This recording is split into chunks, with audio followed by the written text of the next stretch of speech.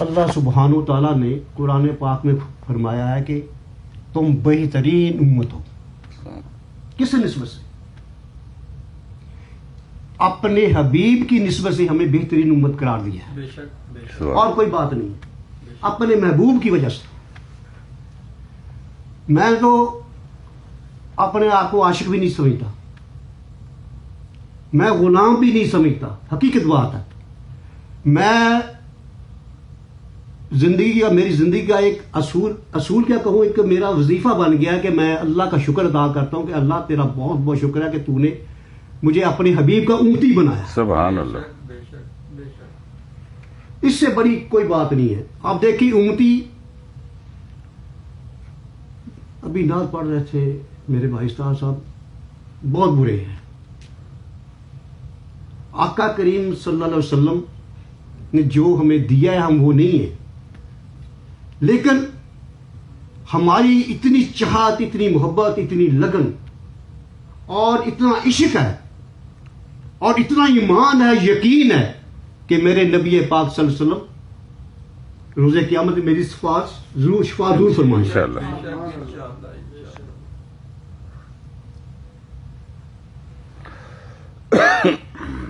ابھی نعت شریف پڑھی گئی، یہ وارد ہوئی، اصلاح ہوئی. میں اپنے آپ کو شکر گزار ہوں کہ میرے بھائی استاد صاحب نے پہلی دفعہ میری نعت شریف جو ہے وہ پاک مجلس میں پڑھی ہے. سبحان اللہ. ایک غیر مسلم خاتون اگر کوئی دوپٹہ پہن لے، شلوار پہن لے تو مسلمان نہیں ہو سکتی. اگر میں امریکہ میں بیٹھ کے کوٹ پینٹ یہ پہن لوں تو میں انگریز نہیں ہو سکتا. ہمارے نبی پاک صلی اللہ علیہ وسلم کی جو حیات مبارکہ ہے، میں نے اس پہ بہت غور کیا ہے کہ میرے نبی پاک صلی اللہ علیہ وسلم اتنی انتہائی سادگی سے انہوں نے زندگی اپنی بسر کی ہے، صحابہ کرام میں رہ کر، دنیا میں رہ کے،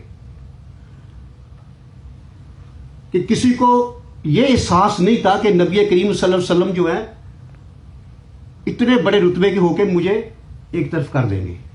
سادہ لباس، سادہ گفتگو، سادی خوراک. اب تو میں اس چیز کو چھوڑتا ہوں، کچھ اور میرے ذہن میں آ گئی تھی بات. ہم کوشش کریں کہ آقا کریم صلی اللہ علیہ وسلم کی جو حیات مبارکہ، جو ان کا جس میں آپ کا وجود ہے، اس کی ایک ایک چیز کو ایک کم سے کم اس کو رنگ دینا شروع کر دیں، اپنے اپنانا شروع کر دیں. اس میں بہت لذت آئے گی، بہت روحانیت میں اضافہ ہوگا. کھانا کھانا ہے تو آقا کریم صلی اللہ علیہ وسلم کے طریقے مبارک سے کھائیں. لباس پہننا ہے تو اس کو بھی اپنائیں. ہم نے یہ جو ہمارا رائٹ ہینڈ ہے اس سے سٹارٹ کریں. جوتا پہننا ہے، یہ ایک ایک سنت ایک زندہ کر لیں، 2 کر لیں، 4 کر لیں. میں کہتے ہیں نا، جو تم کہتے ہو کیا تم اس پہ عمل بھی کرتے ہو؟ تو میں یہ جو تم کہتے ہو کیا تم اس پہ بھی عمل کرتے ہو؟ اگر میں کسی ایک چیز پہ عمل کرتا ہوں تو اس لیے میں نے اظہار کیا ہے. 2 چیزوں پہ عمل کرتا ہوں تو میں نے اس لیے اظہار کیا ہے کہ یہ قاری صاحب جانتے ہیں کہ حدیث پاک میں آتا ہے کہ اگر ایک کسی آدمی کو ایک وقت آئے گا یا کوئی ایک بھی سنت کو زندہ کیا تو کتنے ثواب ہوگا جی؟ 100 شہیدوں کے ثواب. سبحان اللہ. میں نے ایک سنت جو ہے اس کو بہت ہی اپنی زندگی میں لاگو کر لیا کہ جب میں جوتا پہنتا ہوں تو دائیں بایاں پہنتا ہوں، اور جب اتارتا ہوں تو لیفٹ، اور جب اتارنا تو لیفٹ پھر رائٹ. یہ میرے نبی پاک صلی اللہ علیہ وسلم کی سنت مبارکہ ہے. جوتے سے شروع کر لو. باقی میرے نبی پاک صلی اللہ علیہ وسلم کی جو ان کی شان ہے، جو ان کا رتبہ ہے، وہ اللہ جانتا ہے یا میرے نبی پاک صلی اللہ علیہ وسلم جانتے ہیں، اور کوئی نہیں جانتا. میرے نبی پاک صلی اللہ علیہ وسلم کی 13 سال زندگی جو ہے مکہ پاک کی، اور 10 سال کی ہے مدینہ پاک کی. 13 سال جو ظاہری نبوت کی جو لائف ہے، یہ 23 سال بنتی ہے. 13 سال جو میرے نبی پاک صلی اللہ علیہ وسلم نے مکہ پاک میں گزارے ہیں وہ بڑی مشکلات کا وقت ہے، بہت مشکلات کا وقت ہے، ہم تصور نہیں کر سکتے۔ کہاں طائف، وہ واقعات سنیں پڑھیں، کیا سب نے دیکھا ہے؟ مکہ پاک سے طائف جانا، ان لوگوں کا پتھر مارنا، زخمی کر دینا، کیا حالت ہوگی؟ ذرا سوچے، ذرا تصور کریں کیا حالت ہوگی میرے آقا کریم صلی اللہ علیہ وسلم کی۔ لیکن بدعا نہیں فرمائی، رحمت العالمین ہے۔ مکہ سے ہجرت کرتے ہیں مدینہ پاک کو، میں اختصار کر لیتا ہوں، تیاری پوری نہیں، جو میرے ذہن میں آ رہا وہی کر رہا ہوں۔ پہلی جو آپ نے پیش گوئی، بشارت یا غیب کا علم بتایا وہ ایران کے متعلق ہے، ایران کے متعلق۔ صدیق اکبر رضی اللہ عنہ کے ساتھ آپ سفر فرما رہے ہیں، مکہ والوں نے 100 گھوڑے یا 100 اونٹ کا اعلان کیا کہ جو نبی پاک صلی اللہ علیہ وسلم کو گرفتار کر کے لائے گا اس کو اتنا نام دیا جائے گا۔ ایک شاہ سوار جس کا نام ہے سراقہ بن جاشم، وہ گھوڑا دوڑاتا ہوا، اس کو پتا تھا یا اس کو اپنے اندازے سے وہ پیچھے لگ گیا، اور بھی کوئی ادھر کو بھاگا، بڑے کافی لوگ سامنے، پتہ لگا کہ کوئی آدمی آ رہا ہے پیچھے۔ صدیق اکبر رضی اللہ عنہ نے فرمایا کہ یا رسول اللہ، وہ کوئی لگتا ہے کوئی تعاقب کر رہا ہے ہمارا، کہنے آنے دو۔ تھوڑے فاصلے پر آیا، آقا کریم صلی اللہ علیہ وسلم نے اس کی طرف دیکھا، نظر فرمائی، اس کا گھوڑے کی دونوں ٹانگیں زمین میں دھنس گئی، زمین میں دھنس گئی۔ سفر جاری ہے، اس نے بڑی مشکل سے اس کا سکندری لگانا، کہتا ہے اس کا، میرے خیال تسی فوج سے رہے ہو نا تو اس کا گھوڑے سکندری لگانا ایسے کرنا۔ اس نے دوبارہ گھوڑے کو بڑی مشکل سے ایسے کیا، گھوڑا باہر آ گیا۔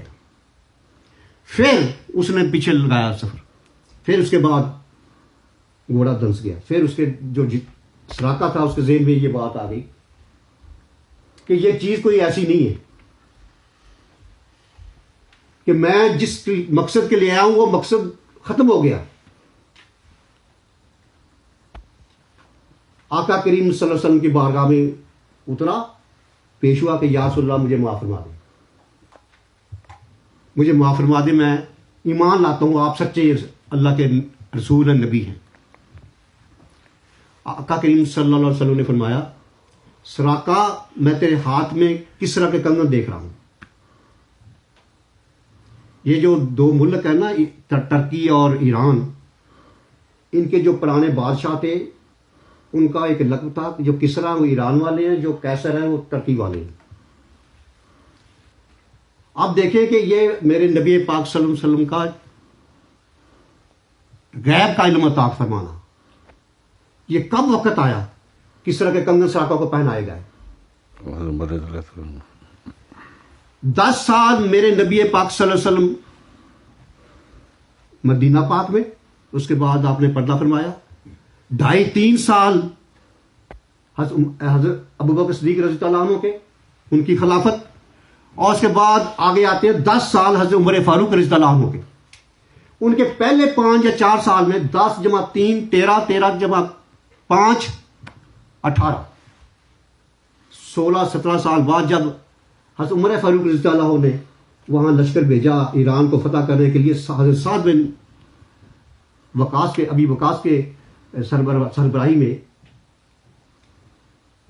تو وہ وہاں وہ فتح ہوا۔ اس کے بعد بہت سارا مال، میں اس کو چھوٹا کرتا ہوں، بہت سارا مال، بہت سارا سونا، بہت ساری چاندی اور بہت سارا مال جو تھا وہ مال غنیمت میں آیا۔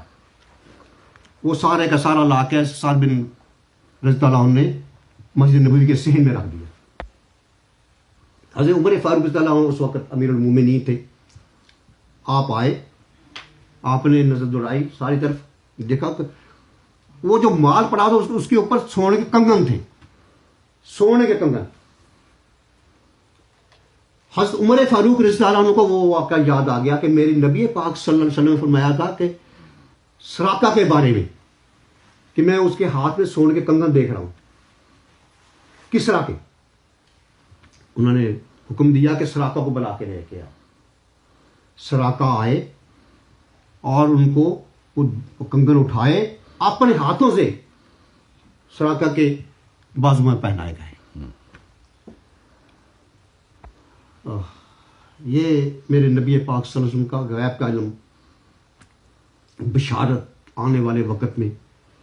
پھر وہی کسرا, وہی ایران والے, ایک وقت آیا 6 ہجری کے بعد جو اس کو صلح حدیبیہ کہا جاتا ہے تاریخ میں.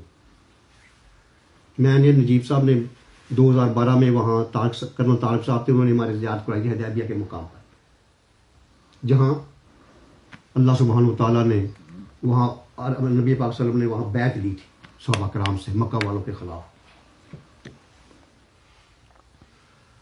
6 ہجری کے بعد نبی پاک صلی اللہ علیہ وسلم نے اپنے خطوط کے لیٹرز مختلف بادشاہوں کو دعوت کے لیے.